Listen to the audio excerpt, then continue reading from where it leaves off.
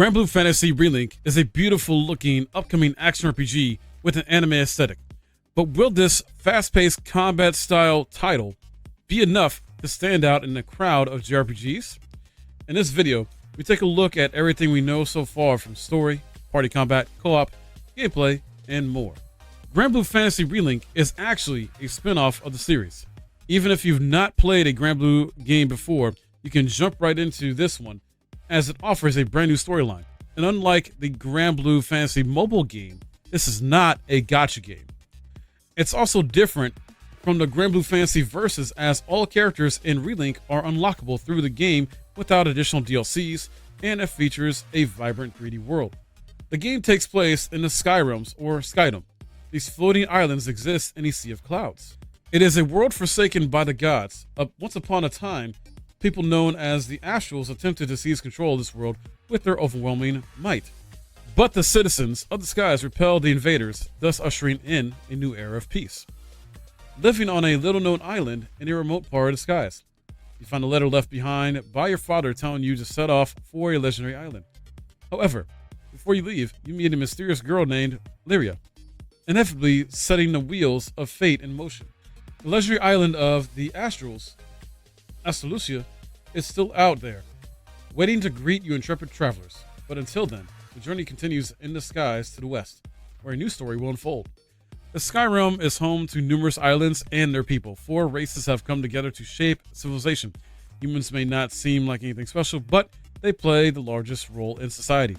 Aruns, which are a race that have these animal-like ears, are easily distinguishable by their large ears and attractive looks. Many of them are blessed with a talent for magic. Harvins are the smaller side, but their wisdom and business acumen are nothing to sneeze at. Giraffes have large horns and powerful physiques. Proud of their strength, quite a few go into occupations that require physical labor. And these are just, the races besides humans that are in the game. There are also primal beasts. Created by the Astrals, these great beasts were gifted with godlike powers.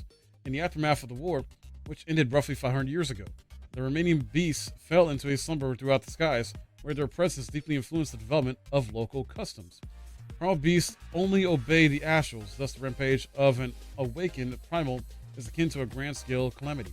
However, some people possess a devout belief that these divine beings are part of nature and thus shouldn't be pacified.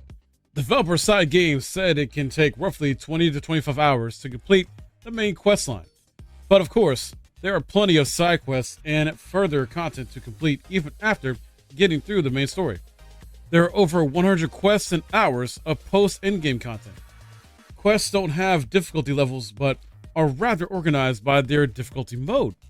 According to a recent interview from WCCF Tech, the devs expect players to spend around 100 hours playing on the hardest difficulty. It's not an open world experience, but rather features large areas to explore. While it does have online co-op, the game is centered around its single-player experience when it comes to the main story. There won't be any focus on daily or live service elements in that sense, so if you want to play offline, you can. Granblue Fantasy Relink is a party-driven game, so while you do play as the main character, there are additional characters that can be selected to join your party. It looks to be 17 different allies, which range from magic abilities to hack and slash combat. Bringing a different character to battle means a different approach can be taken and varies combat. According to an interview with RPG site and the general director of the game, these characters can be recruited by completing quests and receiving items that will unlock characters in the main base in any order you wish.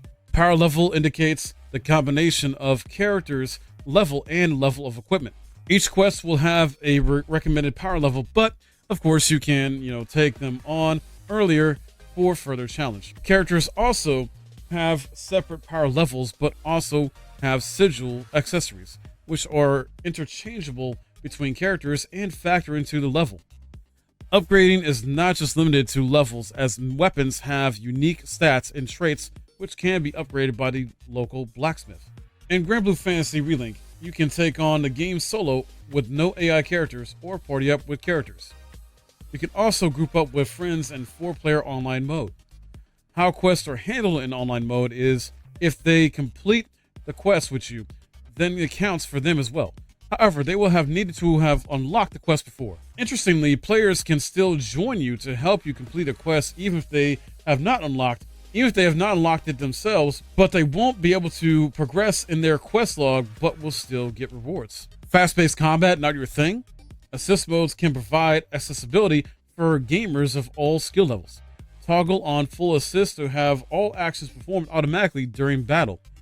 However, you should note, not all content can be tackled this way. Post main story content, there are further tiers of quests, with the last tier not being playable in this mode. If you played such games as like Final Fantasy VII Remake Classic mode, you may have experienced a similar mode that takes over the experience of combat.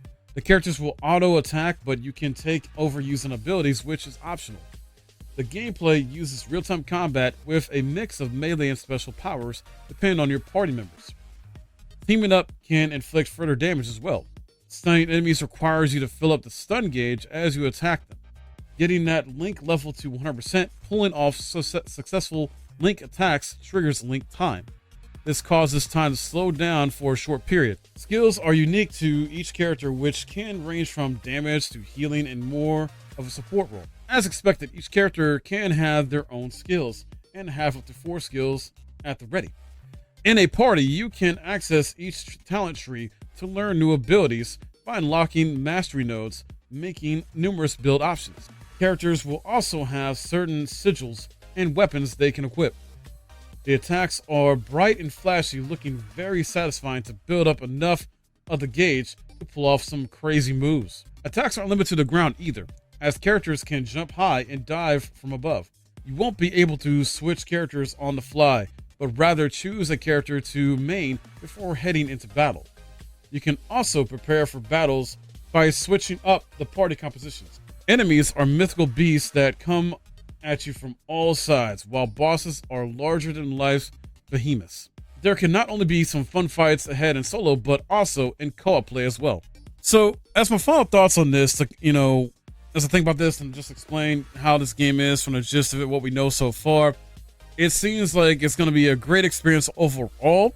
I'm looking forward to like numerous builds you can do in this, potentially making some build videos, not just do a playthrough of this, playing with some friends in online co-op mode to go through that game in a separate playthrough type of experience.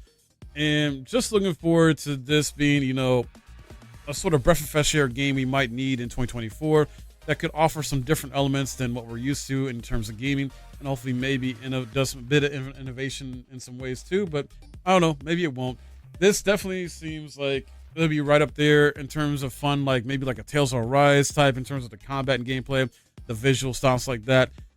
But I'm hoping it's gonna be even more than that and be its own thing and just have a fantastic story. And the fact that there's so much post content to do too, it adds high replay value. So I'm looking forward to it personally. I hope you guys are too. Hopefully this was helpful to you as well. And if you did enjoy this video, please drop a like, subscribe if you're new, and hit the bell for notifications. Please let me know your thoughts in the comments below. What you think? Is this something you're looking forward to? Do you think this is going to be something you can make time for with all the other top tier RPGs coming out? We got Like a Dragon Infinite Wealth coming out around this time, Persona 3 Reload, and then FF7 Rebirth. So many great RPGs coming out in 2024. So I'd love to hear from you guys. Thanks again for watching. My name is Mike. I'll see you next time.